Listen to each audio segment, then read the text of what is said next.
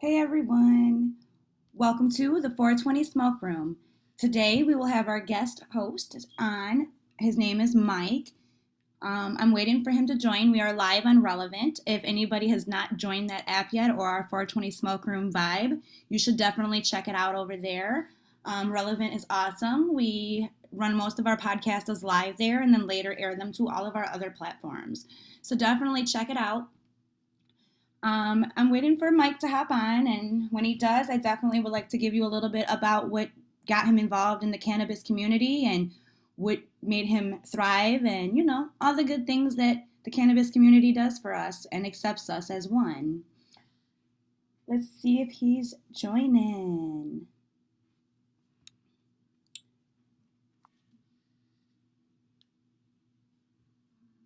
Yes, hello. Welcome back with us, Mike. How are you today from Mountain High XE Entertainment, or is it just X Entertainment? Just Mountain High X Entertainment. Perfect. Welcome to the 420 Smoke Room. Hey, thank you for having me. It's a pleasure. I actually was really nervous for this interview and I looked forward to it a lot. I think I worked it up, the anxiety of it all. It's okay. I think we're both there because it's very rare I get interviewed. I'm usually doing the interviews myself, so it's very rare that I get interviewed. Yeah, recently I've been going through the same experience when I've been a guest on other people's show lately, which is something new for me because normally I'm doing the interviewing. So I definitely know the feeling of being on the other side because normally you have control of the interview, and without having all the control, you're like, I don't know what to expect. Exactly, yeah. So I know that feeling. Well, I'm so glad you're with us, and I am so glad you're part of the cannabis community. I kind of wanted to let everybody, you're welcome. I wanted to let everybody know a little bit about you and what it is you do and how you got to where you are and what led you there. So if you want to start off at your medical part of your trials and tribulations or a little bit sooner than that, you're welcome to start off wherever you like and take the run. Okay. Well, we can start off in the lovely state of Texas. I was in the Army for 9 years as an 11 Bravo infantry in the United States Army. Did 2 combat deployments. So when I got out of the Army, I think it was like back in 2013, I had already been going through several doctors and therapists and whatnot from my first deployment, dealing with combat stress from my first deployment back in 2005. I had gone on another deployment back in 2010, came back a little bit worse, because that kind of stuff kind of accumulates on you, kind of builds up on you, stacks up on you. But I ended up, after my second deployment, I got stationed in Fort Bliss, Texas. So we all know Texas is a very approved state when it comes to cannabis and cannabis laws. And back then, people were getting locked up, getting lifetime sentences, doing jail time for minimal amounts of cannabis, being caught with cannabis. So when I got let out of the Army, like I said, I was seeing several doctors, therapists. I was on about, I want to say, like 8 different medications to deal with combat stress, anxiety, depression. Well, yes, pressure, when I was looking into your back history, I realized that you were one of the people on the infantry that helped catch Saddam Hussein, is what was in one of your infos that you yes, sent but me. the unit that I was attached to, my very first unit, after I got out of basic training, they had sent me to the 1st Battalion, 22nd Infantry, and 4th ID back in Fort Hood, which now 4th ID is currently located where I live here at Fort Carson, Colorado. But I was with the old school 4th ID, and there was a unit there, 1st Battalion, 22nd Infantry, which is the unit that helped capture Saddam Hussein. I wasn't there when they captured Saddam, but I was on the next deployment that unit was had deployed to after that. So. And you were young then. I know I was very young. How old would you say you were on your very first deployment? I actually just turned 21 right before my first deployment. So I joined the Army when I was 20, deployed when I was 21. So. And at that age, mentally, do you looking back at the time, do you feel that you were fully ready for what was in store for you, or do you feel like you thought you were, but then the reality of what it was hit you differently? I would go with the latter. When you go through basic training, especially infantry basic training, they kind of try to mentally and physically prepare you as much as possible. Now, when it comes to real life situations, you can do all the training and training and training in the world. Every weekend out in the field, at the range, mock cities, doing training, training, training. But when it comes to actual real life situation, it's a whole nother story. It's a whole nother adrenaline game. It's a whole nother like, holy cow, this is actually really happening Yeah. type situation. So, Okay. so mentally, I mean, yeah, in the infantry world, in our line of work, we are very tough-minded. We are very resilient. They train us never take defeat. Never accept defeat. Never quit. Always keep going. So, we were born in with that mentality. Just be tough-minded. And not be soft. And that was the way we survived. But when the first bullet hits the fan, it's a whole nother story. Yeah, that's what I wanted to shine a little light on. Like you don't really, and at 20, you're so young and you think you know the whole world, but you realize looking back at 20, you didn't know as much as what you thought you did. Because you Right. learn a lot of life lessons just in regular common living, in day to day living. You learn so much between 20 and 30. I couldn't imagine the combat living, how you grow and become, because you're actually growing up and becoming a man while being in combat. Like Yeah. you're still developing and hitting adolescent puberty ages still, even though you're actually at puberty. But between 20 and 30 is when I feel like men really develop into what type of men they will or won't be. Right. Right. At 20 you're still technically a young boy per se, what I mean, or a Yeah. young man, you know what I mean. So to be out there trying to capture Saddam Hussein and doing all these large things, mentally, I could see, how that could be hard later because you're so young. You think you're equipped, but at 20, I don't know how much, like you said, they train you for everything. But you're as ready as you can be. yeah, that's what I was trying to shine a little light on, like and I was very when I looked at all your ranks and everything you've been and how you've worked your way up to a sergeant.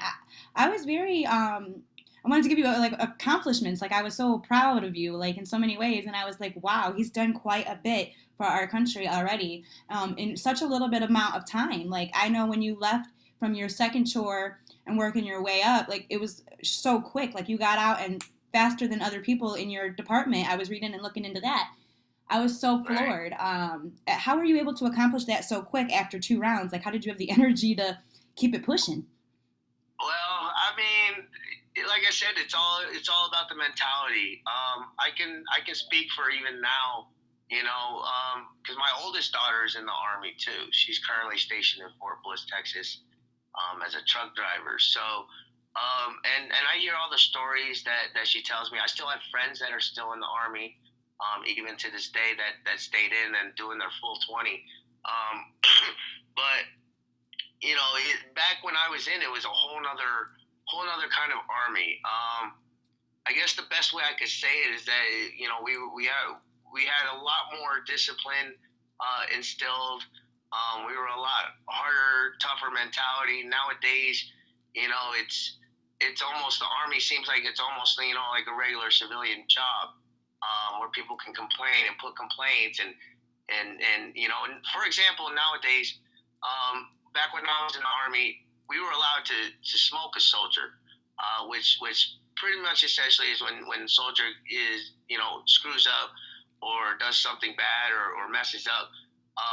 We administer corporal punishment in the form of PT. So we have a saying, like, you're either going to be a strong soldier or a smart soldier. So we never hit soldiers or anything like that, but we would make them do push-ups, make them do exercises, and it sucked, and that's why they call it a smoke session. Nowadays, the NCOs in the military aren't allowed to do that. That's If crazy the because soldier gets in trouble now, it's a counseling statement, and the soldier has to write like 100 page essay. That's You know what I mean? That's retarded, because honestly, my son just tried out for like the basketball team, and the basketball team sent home like this big letter and his contract that the kid had to sign, and if he's late for practice, he has to do 15 reps. If he gets into a verbal altercation with another player during practice, he has to do 30 push-ups. He has to do, like, there's a list. So he already has a whole list. And if he refuses to do so and doesn't do it willingly, he is voluntarily withdrawing his position and he's quitting the team voluntarily because he chose not to take the corporate punishment. You know what I mean? So we can do this to our children now in basketball, but not in the Army. Like, they should still be able, if we incorporate that into the basketball team here, I would definitely say our soldiers are more important than our basketball team members. So if we can train our basketball team members with that same form of punishment that are children, why can't we do this to grown men? If we're finding it to be logically or whatever, some form of abuse or whatever you're trying to classify it as is why we took it off the market, then why are we now implementing it to children? Now, when I was, when I went in the Army, for me, that was normal. This is what, instilled that discipline and gave us that tough mentality. And now, now that that's not, allowed, you're not allowed to smoke soldiers. You're not allowed to yell at soldiers. You're not allowed to cuss at soldiers, or else it's a EO complaint or equal opportunity complaint. The soldier can go and get the NCO in trouble. And back then it was like, no, if you go to EO, we're going to smoke you even more, type thing. Right, stitches get snitches. Go ahead, go to EO. Like when the child tells their mom or, their parents, oh, I'm going to call CPS on you. What is the parents', usual reaction? Go ahead, call CPS.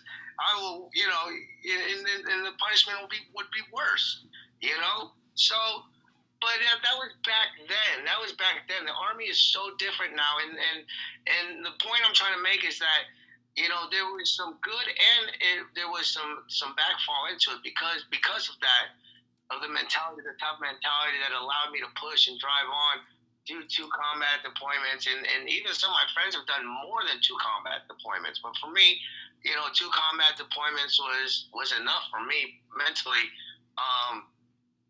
and so it's just not the same now. And that's actually one of the reasons why I ended up leaving about 2013. Things were starting to change.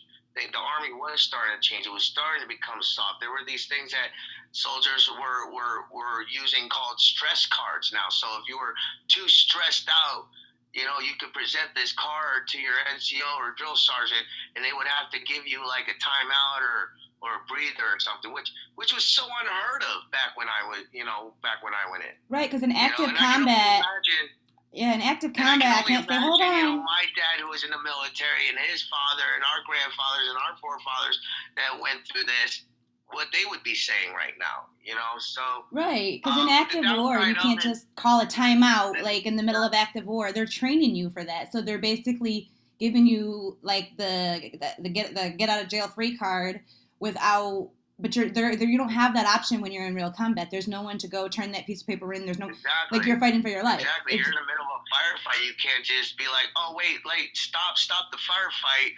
I'm stressed out. I need 10 minutes. I'm going to use my get out of jail free card. Everyone pause the game. Like, it's not a game. Right. This is real life. And, like, if this is the training, I could understand if we were training them to actually just be employees in, like, the hospitals and, like, the the ones that are made for the Navy. So, like, when my brother was there as a medic later, he went to, like, the hospitals and he worked in those departments. And I started feeling like when I was visiting him on his campuses and bases, you're just basically working in a doctor's office just on a campus.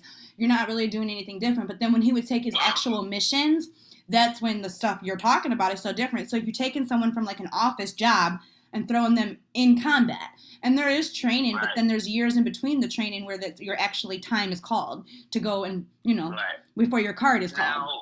Now, when it comes to the infantry world, it's the reverse. You're taking, especially when you get out of the Army, and this is why so many combat veterans have so many issues adapting and transitioning into the civilian world, because I can speak specifically for the infantry world.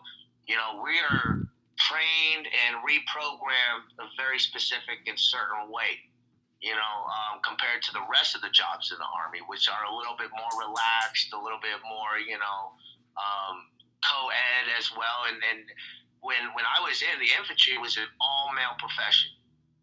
there were no females in the infantry until recently, until like mid 2015 and later. You know, women were allowed to join up and sign up for the infantry. Before then, it was all guys. You know, so they trained us a very certain way to think, to respond, to react, and to adapt, which is not the way it is anymore.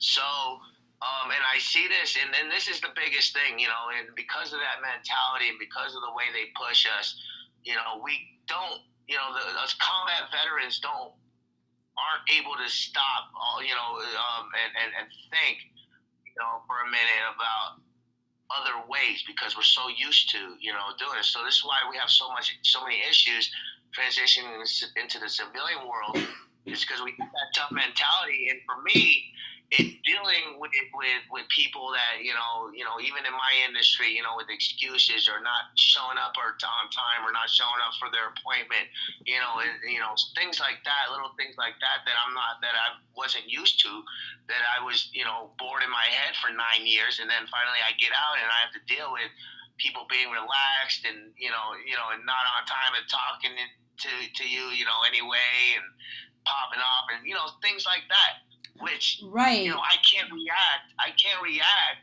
the same way I used to in the Army to people out here in the real world. So dealing with that is a huge thing. And so going back a little bit in my story about when I got out, with combat PTSD, anxiety, depression, I was on 8 different pills, and this was all in the state of Texas. Even after I got out of the Army, I was seeking mental health help through the VA and through civilian doctors. And you were in Texas at that time? You resided? This is before Colorado? This is out in El Paso, Texas. So I got out when I was stationed in Fort Bliss, Texas. That was my last duty station in El Paso. So I got out, right, and I was still seeking mental health help while dealing with a divorce at the same time. My kids, being able to see my kids, and going to school and trying to survive and just trying to adapt to civilian life after almost a decade of being reprogrammed a certain way in the military. So after about a year, throughout a year, right after I got out of the military, I ended up getting hospitalized twice. I'm sorry, your service is breaking up, and when you started talking about getting hospitalized twice, it was foggy. Could you repeat that for the audience? Because it was messed up for some reason. Are you still there? So I ended up being hospitalized to test. I attempted to do that twice. It was to the point where medication I've done, the blood they were prescribing me.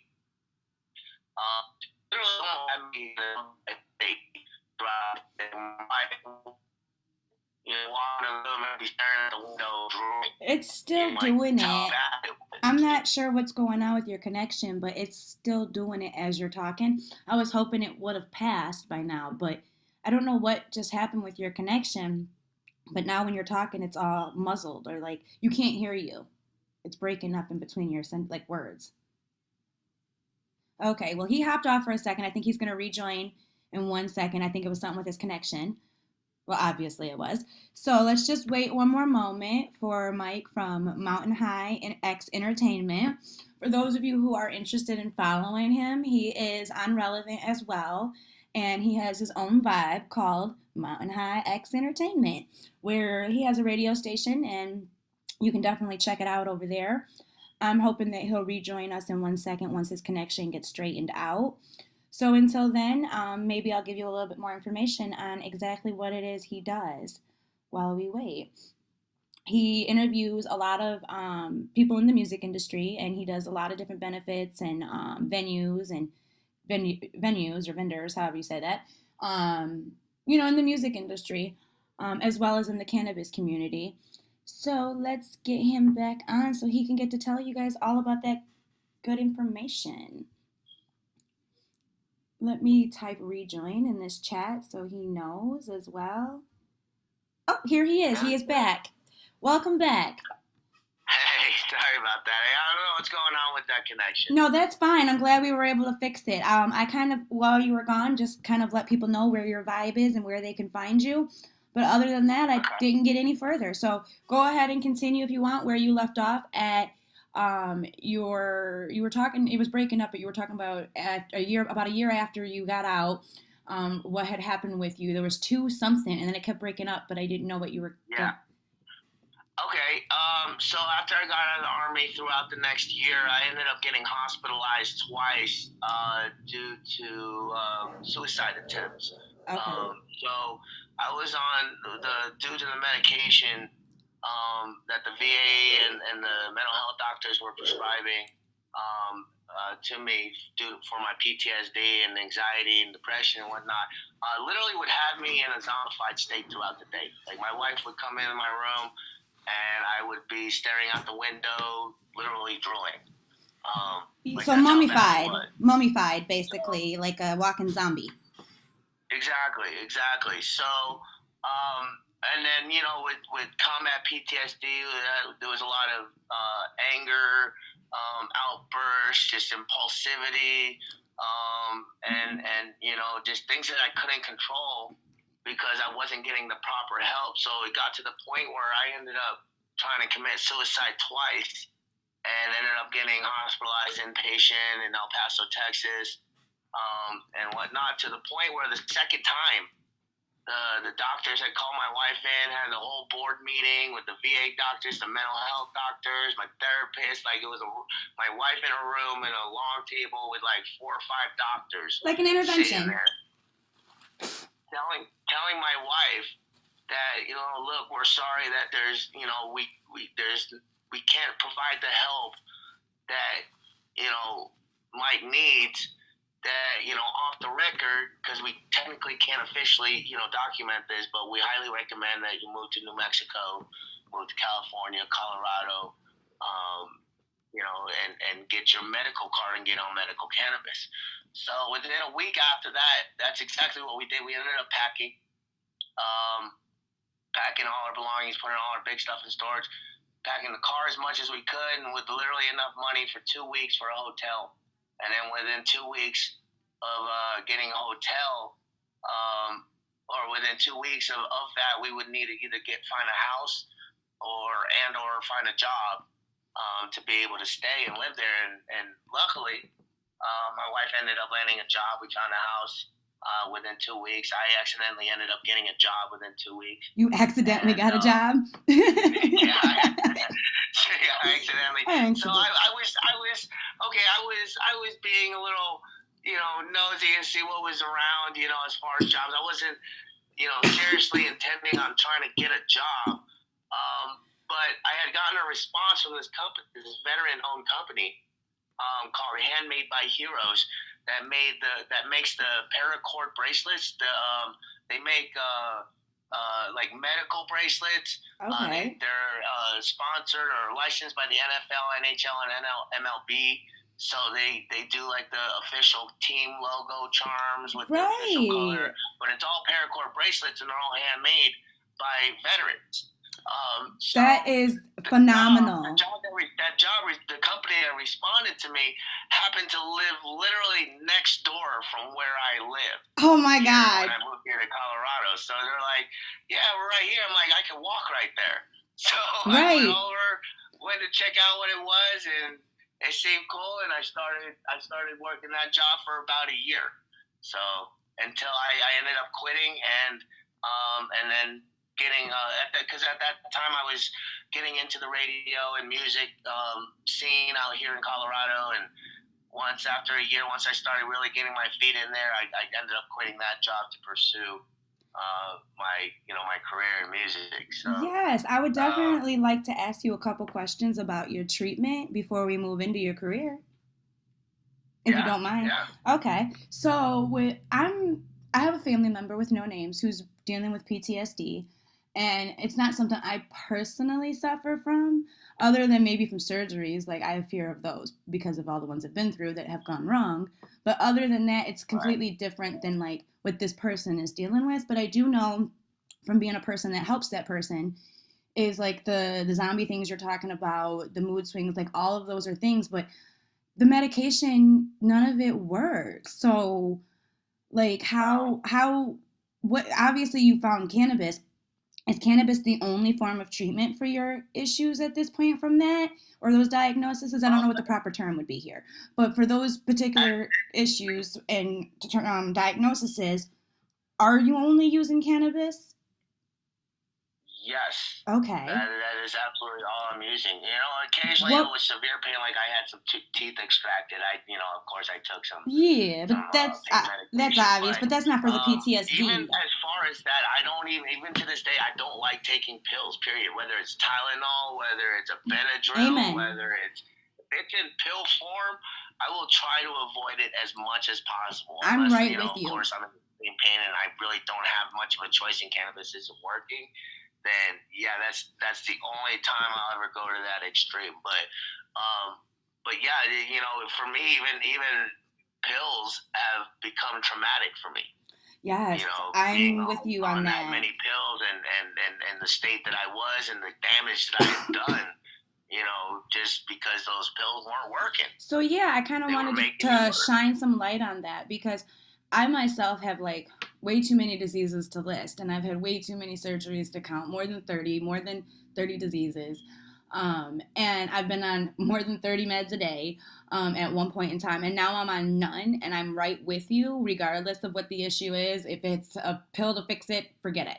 I feel like cannabis Right. is it. So I noticed some Yeah. changes when I switched from pharmaceutical to cannabis. And I know that I personally experienced so many changes that made me stay, made me fall in love, made me get to where I am. So how did that work for you for the cannabis? What was the first things you noticed and said cannabis is working and I want to quit the pharmaceuticals and this is what I want as my form of medication? Like what made you feel what was it that made you, other than what the doctor said, but once you got on it, like what was your first changes that were positive to you that you felt like I'm making these changes, like this is it? Well, let's just say before I was on cannabis, I mean, don't get me wrong, I was self-medicating while I was in Texas too, and at those times they were helping as well, being able to calm me down and kind of level me out a little bit. But let's just say this: before I was on legit cannabis in Colorado, like actual real, not I'm not talking about brick weed that we get in Texas and that swag stuff that doesn't work either. Um, but my house before when I left Texas, like my house was destroyed. I was on the verge of breaking up with my at that time my who's my wife now. We were on the verge of breaking up. I was about to be homeless. This and that. Um, and I'm talking about like house being destroyed, like doors kicked in, holes in the wall, just due to anger outbursts, uncontrollable anger outbursts. And ever since I moved to Colorado, ended up getting my med card, going to the dispensary, smoking actual cannabis, and actually finding the cannabis that would help me with my anxiety and help me deal with some of these issues. I can legitimately say that cannabis has saved my marriage, saved my life. I would not be running Mountain High X Entertainment if it wasn't for cannabis. I wouldn't be making music. I wouldn't be doing what I'm doing, touring, performing, being able to engage and meet other people and talk and work with other people. I would not be able. I would have never been able to do that in the condition that I was in Texas. So you just said you work with other people, obviously, and you engage. And one of your first issues when you got out of the military or out of the army was not being able to properly engage with people. Like you said, they're late, they're this, they're that. You weren't used to like the Well, behavior. not only that, but being out in public, I had when I got out, I had a real hard time being out in crowds, being out at the bars, being Okay. out at a show or So anything public like that where there was a lot of people. how Even to is this day, I still have a little bit of issues with that, with claustrophobia. okay, but Um, how is the rest of the symptoms you now? know, How are you able to maintain this company and do these things now. Is cannabis there? Obviously, you said the reason, but what is it that cannabis specifically does? Does it make you calm, relax, allow you to feel like you're safe in your environment? Like, what would you? Everything, absolutely. Yeah, I'm Okay. aware. I'm more aware when I'm on cannabis. When you're on eight plus different pharmaceuticals, you're not aware of anything. Correct. I was You looking know, for that. Usually, that's you the the drug is through your body, and that's what's controlling you right there. With cannabis, it allowed me to be in control of myself. yes. In a nutshell. I like that. I do. And I feel that way. And some people say that's so weird because like you remember the commercials from like 70s and 80s where like they say you're like a zombie on the couch and blah blah blah. Like no, that's the Yeah, well, complete that's if you're opposite. overdoing it and you smoke so much, like, but once you build a tolerance, you start to know, okay, I know what my limit is, this, that. Yes, but It, your body I also mean, has like receptors. So I feel like if you actually have a need for marijuana, like PTSD or diseases or sicknesses, your body takes it in differently. So it affects you differently. Like I'm not high on the couch all day. I'm cleaning the house. I'm vacuuming. I'm working. I'm doing this. I'm able to get stuff accomplished. I'm able to eat. I got the munchies. Like it's not right, completely the opposite where I'm throwing up all day long because of my stomach issues. I'm in constant pain all day long. I'm in pain that I'm glued to the couch. Like, yes, I'm glued to the couch when I'm not on marijuana. When I'm on marijuana, you can't find me on the couch. Like, right, and so like right. the subliminal messages that people once gave, I feel like that's how I am on pharmaceuticals. I'm glued to the couch, sick still, but on these meds. Like I'm still in pain. Like Right. nothing's changed. I'm just taking a But duffel bag of meds. just being on cannabis and nothing else, it's really different. It's a whole nother world, and it's not what everybody is making it out to be, and you only get like that if you overdo it, if you smoke so much. Now if you're doing it for medical reasons, you shouldn't be smoking all day every day. There's no need for unless you have like a chronic pain or something where you need to smoke every day. But in my situation, I don't need to, and that's the cool thing, is that I don't have to schedule myself, 8 a.m. in the morning, noon, 5 o'clock, 3 times a day. I got to take these pills, this, and that pill, Yes. and being on a schedule to keep me quote unquote regulated. Whereas, with cannabis, if I feel the need, I'll go ahead and smoke, and I'm good for a few hours, and I don't need to smoke again. I don't need to be on a schedule. I don't need to remember, oh, shoot, it's 5 o'clock. I got to take my cannabis. Right. It's 4:20, of course, but It's but 420. You know the time of the medication. right. So when 420. you're medicating on cannabis and not recreationally smoking on cannabis, I mean talking about Medicating. medically medicating on cannabis, and if you do it right, it'll put you, it should be. I mean, for me, it put me in a state where I'm able to function. I can think, I can interact. I'm not, and then like I say, going back, one of my biggest issues is being out in crowds. So I would be in my home all the time. I would have a hard time going out, so it got to the point where, like, when I ended up trying to commit suicide, it was because I ended up catching cabin fever, essentially. Yes. Being held up in my home, for so long that I needed to get out, I needed to interact, but I couldn't. I And fully feel cannabis has you. allowed me to do that. Cannabis has allowed me to do that. It's helped with my anxiety tremendously. Yes. Like I'm right there with you. And like if it wasn't for cannabis, I don't even know if I would be alive, because I didn't even think I would make it to 30, let alone 34. So like Right. you know what I mean? And now that I am and I'm here, like start living, start planning, and cannabis has helped me be able to do those things because cabin fever is no joke. And that's kind of like what I've been writing this book about. It's not finished yet, but it's basically how I worked my way through cabin fever to not develop so much depression because if you get cabin fever, you just depression comes with it. Yeah. And then eventually suicidal thoughts come with it because that's cabin fever. Like that's part of the fever. So it's like Right. to prevent that. I literally have come up with millions. I've done so many things in my life, like so many tasks, and learned so many things, or constantly studied, constantly educated, constantly opened a book, learned how to crochet, just constantly hobby after hobby.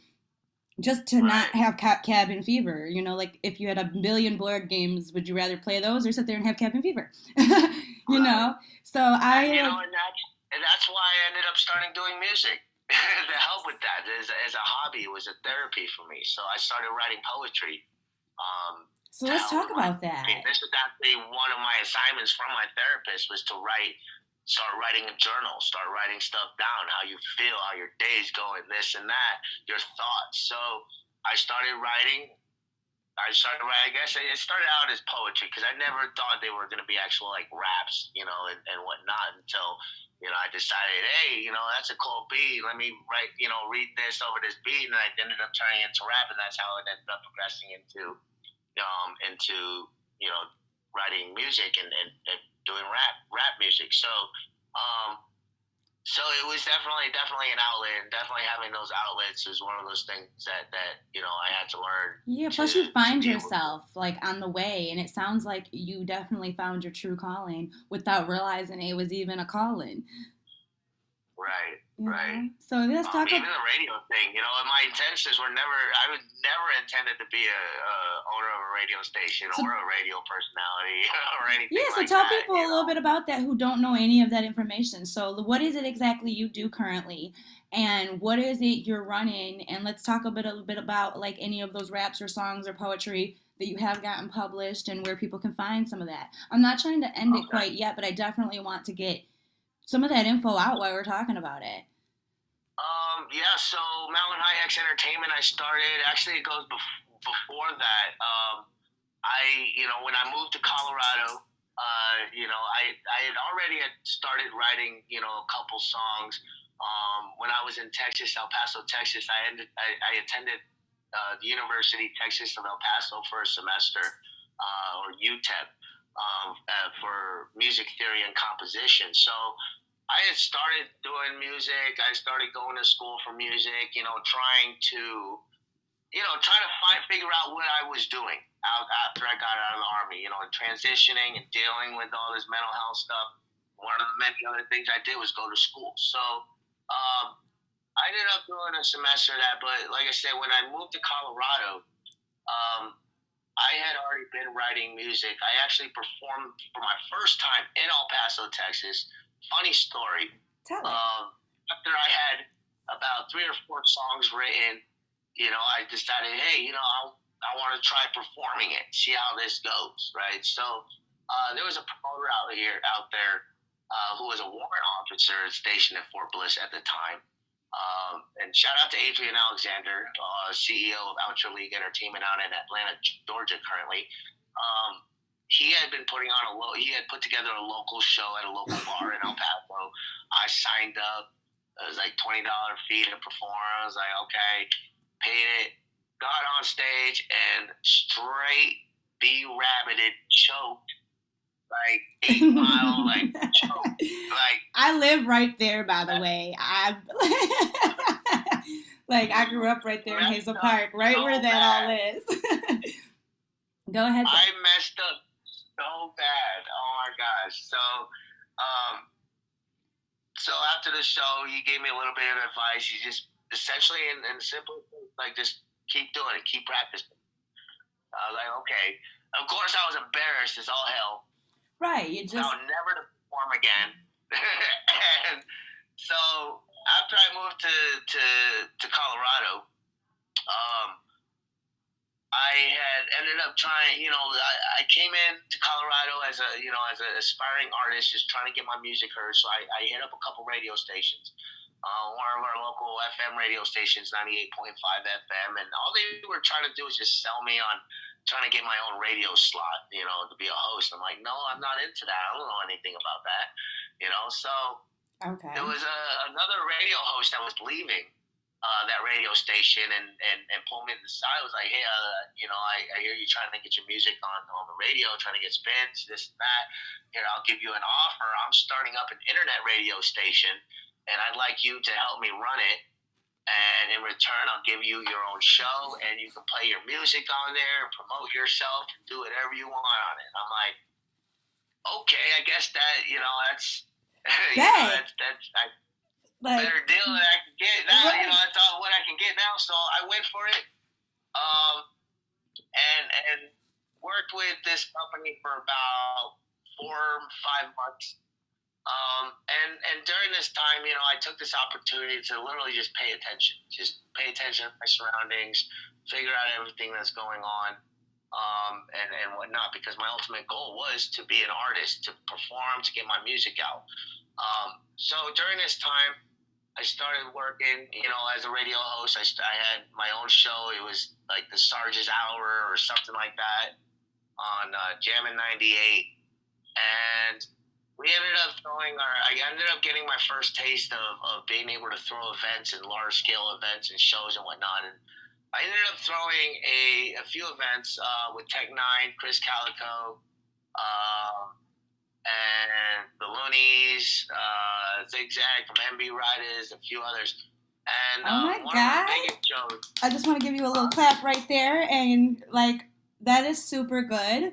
Like that is phenomenal to go from there to there. Like like the feeling that must have given you inside to be able to perform, like to do those things and hold those venues, follow through with them, have them be successful, and complete them on good. You know how hard and stressful that is. Right. Like I'm so proud of you. But continue. I just wanted to give you your own little clap right there.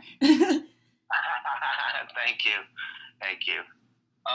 So I ended up getting my first real taste of a larger scale event during my birthday bash back in 2017, and we brought out headliner Bez Believe, who was with BWA at the time, which was Kevin Gates' label. Okay. So he was Kevin Gates' white boy on his label. So we brought him out, and it was an amazing show, sold out, this and that. The only downside was just the politics behind it. There were some issues with the DJ being paid out, contracts, this and that. Okay. And it turned into a mess. It turned into a mess to the point that the following week I ended up quitting. And that's when I decided, because I had been, like I said, I had been doing a show. I started my own show, getting my own following. I had helped this radio station gain about 25,000 followers within like 3 to 4 months. Oh, that's awesome. So yeah, they had ended up making me a manager, this and that. But right, you're putting your name out there. You're putting your name out there, and they're not properly cutting checks, which obviously you don't have a say so in who's paying the DJ. That's not your job. Right. So, but I put my name on this. I've supported this. I've brought in my followers, and this is what you're gonna do. And I've literally have showed nothing but love to help this company generate money and revenue.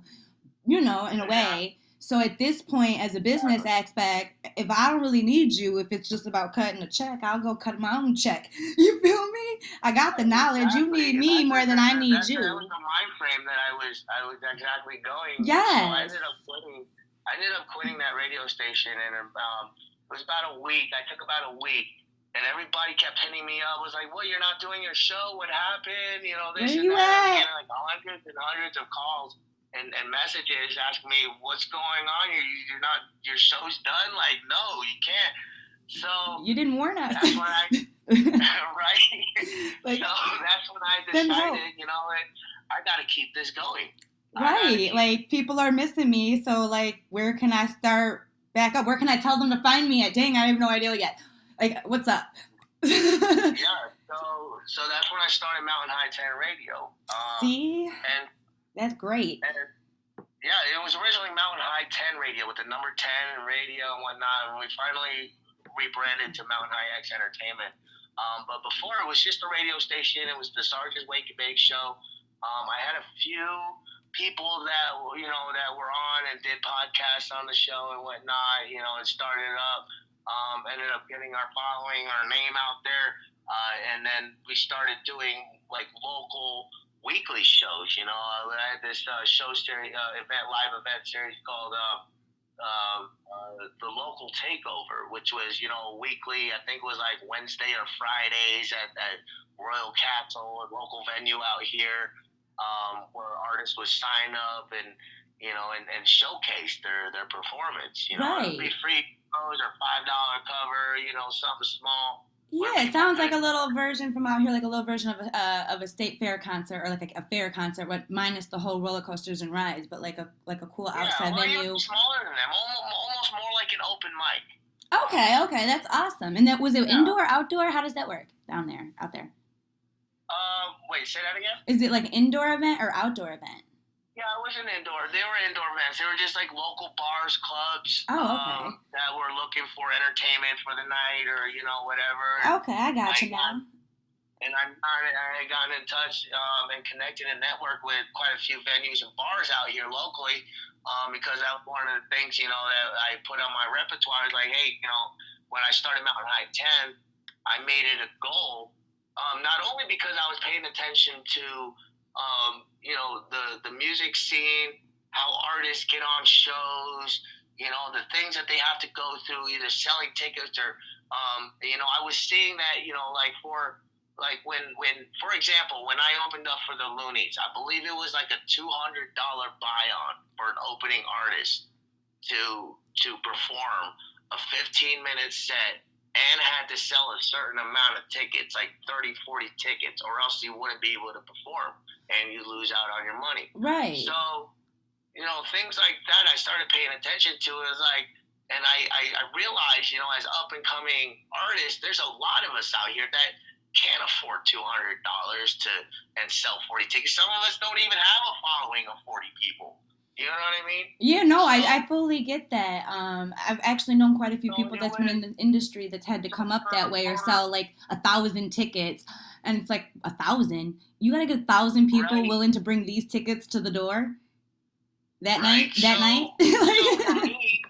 So for me as a struggling artist, it was like, man, I can't do this. This is great for local artists, So I decided to kind of change the scene a little bit and provide, to Colorado Springs a platform where artists didn't have to pay an arm and a leg to get on a performance.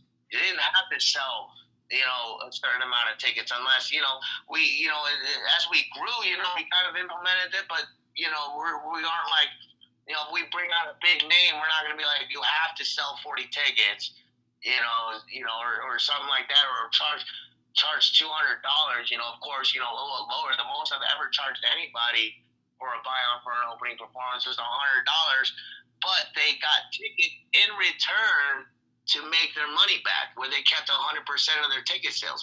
Now, when I was doing it, I would have to sell 40 tickets, and I would only get like maybe $2 off each ticket at the most. And it's like, whoa, how am I getting paid? I'm paying you a buy-on, and I gotta pay you tickets. It's like, So you're no, that's breaking not back cool. even, or with a couple dollars in your pocket to come back the night to perform, and Yeah, like, back that's not even. cool. And then you're actually not benefiting in any way, but they're getting beers bought all night, liquor bought all night. They're getting people paying their door fees. They're filling their bars with Right? customers, possibly reoccurring So, customers. so I implemented a platform where artists would be able to, even local up and coming artists, as long as you could sell tickets, you would make your money. You would make money. You would make 100% of those tickets. We're not going to take any of those tickets. So things like that, as far as show promoting events and whatnot, and with that tactic, we've gained the love of the city, especially the local artists, because they love Mountain High 10 because it's an outlet, it's a platform where they can get on there and like, I don't have to pay $200 for 15 minutes. At the most maybe like $40, 15 minutes to get on a properly promoted show, with guaranteed following, and here's 10 tickets. 10 tickets at $10 each. If you could sell these tickets at $10 each, you made $100 for the show. Right. So now they're getting paid more financially and saving money on their initial down payments. So it's obviously going to be easier for them to maximize more shows with you because I could do 2 shows with you and then reinvest some of that money I profit to book some more shows. Or I can go over here and be able to financially do 1, maybe 2, or maybe 1.5. Right. So I see the economics in in the that. opportunity to be able to do that and get paid whether they sold 5 tickets, whether they sold 3 tickets, they're still making money on it, Right, regardless. and You it's know, totally so up to them if they want to make that extra 100 by getting those tickets and having good supporting people in their audience, or yeah, not. or investing or taking that $100 you made on tickets and investing it on merchandise so you can double and flip your money back at these shows selling your merchandise. Now Correct. not only do you have a following by selling tickets, but now you invested that money in merchandise. So now you have merch that people are going to want to buy, you know, and that's what's going to bring you a lot more attraction. Right. See, and I definitely see the market and how you're changing that and providing like a good home for them, and obviously where they're going to feel happy because who is not happy when they're making more money financially for what they already love doing, you know? Right, and then we also help artists with other things that you know new artists have no idea about. You know, like for example, store aggregators, distributing their music, recording their music, investing in a producer to record their music to be able to distribute it. Also, royalties, BMI, ASCAP, CSAG. A lot of these artists aren't registered artists. So when they're performing, a lot of artists don't understand that when you perform, you can get paid royalties to perform live on stage. You just See? have to be registered, and it's free. And a lot of these artists don't know that because these bigger people are so into their game, they don't want to help other people get ahead. And that's what Mountain High 10 has provided, is to be able to is essentially to be able to allow the local up and coming artists to get heard. Now, does it only have And to be local, just or as what if much as the someone? mainstream artists. I was gonna say, yeah. What if someone like locally here in Michigan, or anywhere else that's listening? Because this is a national where I air on the other platforms. It's a national platform. Is anybody in any other countries, anybody anywhere able to enlist their music or pay for a spot on your channel at any time, or is it just local? Yeah, absolutely. We support not only just local artists here in Colorado, but we have artists on our radio station that come from all over New York, Pennsylvania, Washington, Nebraska, Texas, Florida, everywhere. And we give them an opportunity too, especially on the radio, to get their spins on radio. And all we ask in return is to get their following. Hey, bring them over to our radio station. They're playing our music. They're playing my music.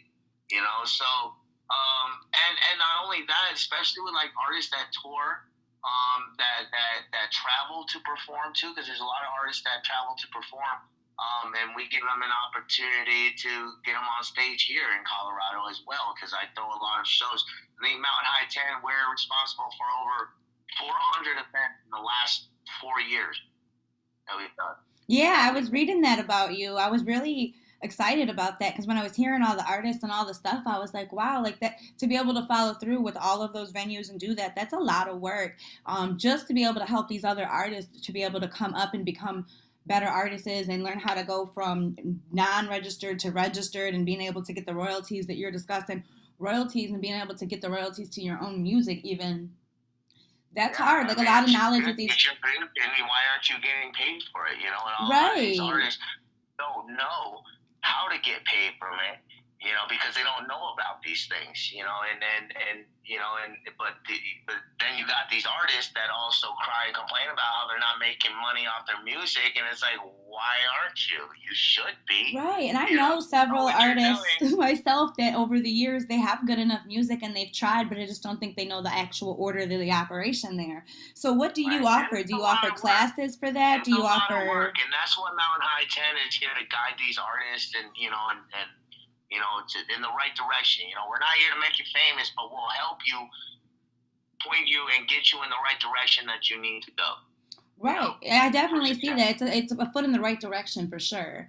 So, if somebody was interested in like being able to register for that, those particular lessons and stuff, is it like a class or how do they obtain the knowledge to do all these things? To do what I do. No, not to do what you I mean, I do. don't really give a class. I don't really do classes or anything. I mean, we provide the service Oh, so you for the actually will do it artist. for them per se. Like you'll help like Yeah, no, I don't okay. really train unless you're interested in becoming part of my team and you know being a broadcaster and help run the station and stuff like that. But but no, we're there to pretty much, I get got you what you're saying now. Okay, I just wasn't sure if it was classes platform. or I just wasn't sure if it was classes or if it was a way that you do it. But you obviously do it for them, and then you actually help launch it and do your hands on with it. That's Yeah, awesome. yeah, That's even better yeah. than So getting the we can training. also do that in the form of consultations too. If you're an artist and just need an hour to sit down, like, what do I do? I got this, that. What do I need to do? And I'll take time to sit down and kind of explain, like, figure out where you're at, what your goal is, and then from there, kind of point you in the right direction on what you need to do. But a lot of the artists coming in, some even just some of the basics, like registering for your royalties. That's the first thing. That you should do as an artist. Just register as an artist through BMI, ASCAP, or CSAC, or there's several different royalty platforms for artists out there. So Okay. yeah. So and these are standards that even like your favorite artists, your mainstream artists that are connected with. That's how they get paid their royalties. Yes, I'm very interested in that because I don't know if you're aware of Michigan and like Detroit and Pontiac and all that, but there's been a lot of local rappers over all the last 5 to 7 years that have gotten, pretty big locally, but not actually like big wise because I just Right. don't think they know the order of operation to become bigger than local. And I think that's where someone like you would come into play. That's to help get them onto that next level to prepare them for another phase where they would get to Right. that, as like a middle phase. So I definitely think that that's really needed in so many different states because there's so many upcoming people in the music industry, whether it's rapping, singing, whatever it is in the music industry. There's so much of it right now. So yeah, I'm pretty excited to spread the word. So where can people find you? Like, what are your .coms or? Well, of course, they can find me on the Relevant app on the Mountain High X Entertainment Vibe. We're also on the Mixler app, but we're going to be moving to a new platform soon, hopefully by the beginning of next year. We'll be moving to a new platform with a better, stronger connection, and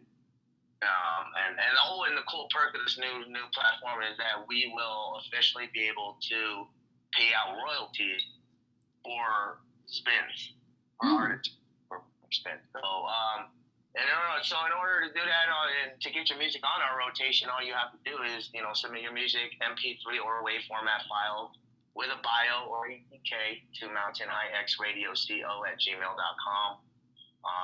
Either myself or my station manager will see it. We'll get it on the rotation. And all we ask is for that artist to get their fans and following connected with us. Follow us on Facebook, Instagram, Mountain High X Entertainment. Most importantly, you can find us on Google if that makes it easier for everybody. We're on Google. Sweet. I'm really excited about that. All those platforms are awesome, and it's definitely great to be able to pay people royalty for their spins. That's a game changer. So I'm so glad that you're continuing to evolve and grow. I can't wait to see what the future still holds for you and this radio station, Mountain High Entertainment. Or Mountain High X Entertainment. Sorry. The stoner in we me. rebranded the Mountain High from Mountain High 10 Radio to Mountain High X Entertainment because we ended up adding, in the last couple of years, we ended up adding a few extra branches to our platform to include a 420 influencing team and a gaming team as well, game streaming team. So for all you game let's talk about those. Gaming enthusiasts out there, we have a Team MHX Gaming on Facebook and on Twitch. And then for all you 420 enthusiasts out there, we're on the Relevant app. We have an influencer, Damien Can of What, on Wednesdays on our platform. Awesome. So that's why we ended up rebranding to Mountain High X Entertainment because we're not just radio now. We do other things other than just you've radio. Expanded, so that's awesome. What do you have somebody who has supported you through all of these changes and trials and tribulations working your way to where you are? That would definitely have to be my wife. So if you could she was thick and thin, through all our arguments, disagreements, all our fights and everything. She's always been there, supported what I do at Mountain High 10 with my music,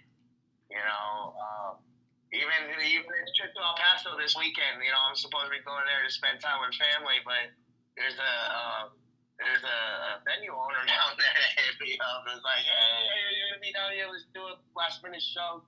Right. So tell people where that's at if they want to join, what city and town, and what, so people can come see you live. That's gonna be in El Paso, Texas. At the Music Gallery, 3102 Alameda Street in El Paso, Texas. That's gonna be from like 8 p.m. to 1 a.m. It's gonna be a mix of, well, I'll be headlining that event. But opening will be a few of the local El Paso rock bands, the rock scene. Okay. So I know there's quite a few local rock bands out there that are going to be opening, and so I'm doing a collab a little bit with one of the main bands out there. It's X with Z, they're called. So I'm changing my sound a little bit. I'm incorporating a little bit of rock and kind of transitioning into rock genre. All right. When it comes to music a little bit, so. It's a cool little change. It's new for me, so I'm excited. I'm nervous. Well, I definitely think if people will like it.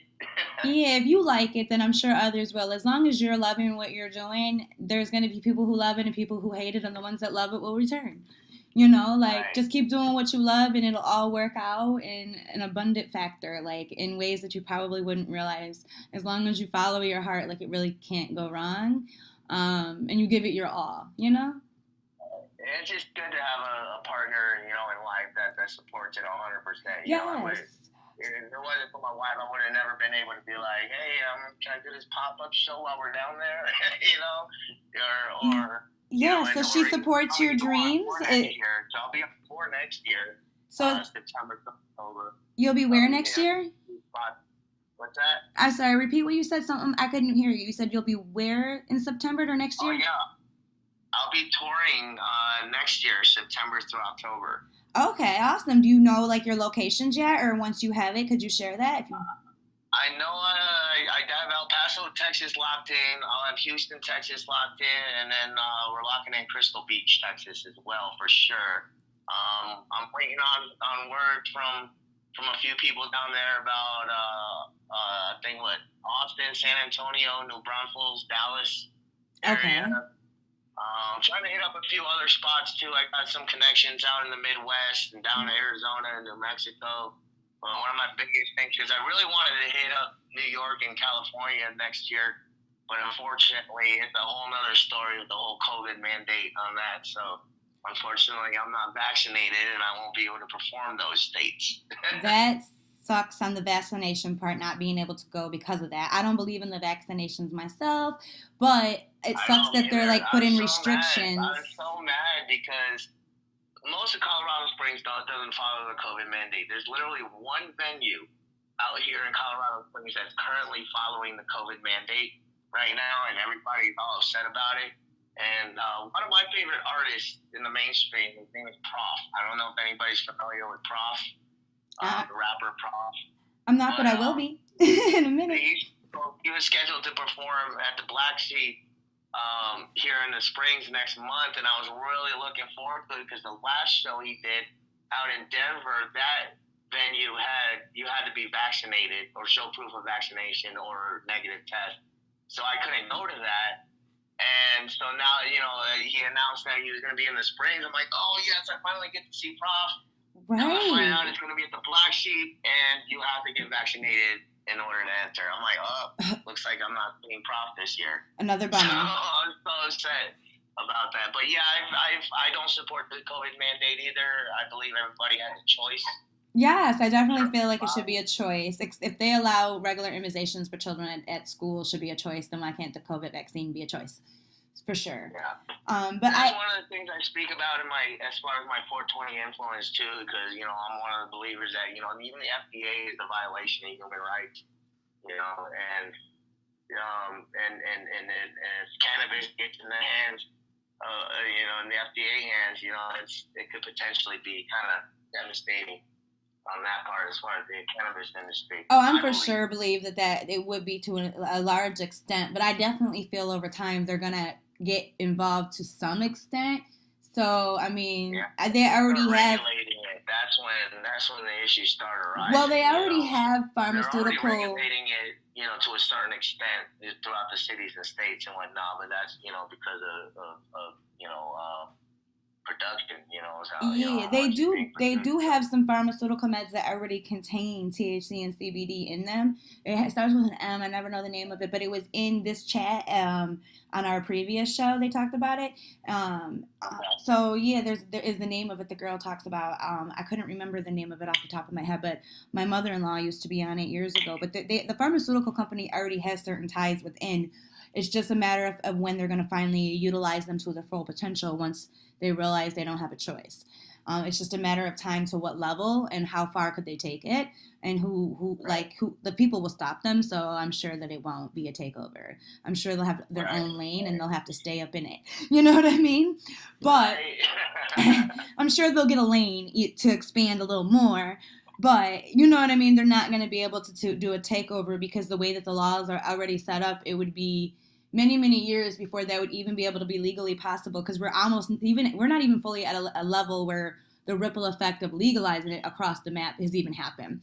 So I Right. definitely think even if they were to try to win that battle, it'd be a very long time before they would be successful if they even were. That's why I like where it's at right now, where the states and the cities have control over it, and that's about as far as it There's goes. too And many that's as far jurisdictions as to it take needs to go. over. Yeah, It would take too long to hit everyone one by one, like legal yeah. wise and court dates, and to be able to attend them all. You know what I mean? As the yeah. So I definitely see that it'd be a long time before that's truly possible, if even I don't think possible. But yeah, Right. so what I wanted to do is I wanted to see if you wanted to give a shout out to your wife as your support system, and like if she was listening or to the replay or listening now, if you wanted to give her like a shout out for being such a supportive person to you. Yeah, absolutely. Sylvia, my love. My like shit. I don't even know. 8 years, 8 9 years. It's been forever. But I wouldn't be where I'm at. I wouldn't be doing what I'm doing if it wasn't for her. So thank you. Well, I'm so glad that you have someone supporting you because, people like you we need in this industry, making the changes that you are. And I'm so glad to see how far you've come with your own personal evolving from your original diagnoses to where you are now. And I'm so glad that you self advocated for yourself and made those changes, leaving one state to the other to be able to do this and find what you love at the same time. I think that, you're headed in the right direction. And as long as you continue there, I don't see you falling at all.